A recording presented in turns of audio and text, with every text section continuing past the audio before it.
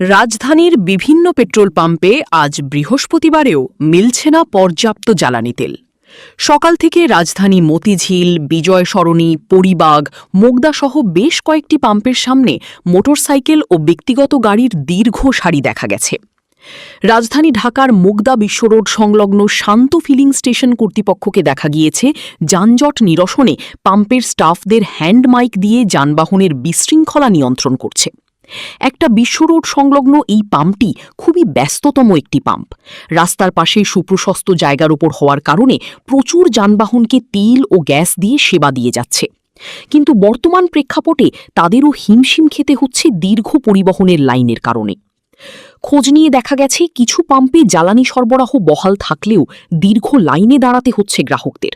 মিলছে সামান্য তেল। বেশি বিপাকী বাইক রাইডার ও অফিসগামী মানুষ। ভুক্তভোগীরা বলছেন, বেলা বাড়ার সঙ্গে সঙ্গেই সাথে বিভিন্ন পাম্পে আসে ডিপো থেকে তেলের ট্রাক। তবে গাড়ির লাইনের অবস্থা চিরচেনা।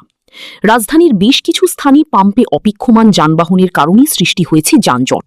এতেও ভোগান্তি বেড়েছে নগরবাসীর। এদিকে জ্বালানির সুষ্ঠু ব্যবহার নিশ্চিত করতে পরীক্ষামূলকভাবে চালু করা কিউআর কোড সংবলিত ডিজিটাল ফুয়েল কার্ডের কার্যক্রম নিয়েও উঠেছে নানা অভিযোগ। বাইকারেরা বলছেন, ফুয়েল পাস অ্যাপ এখন সংকটের আরেক নাম।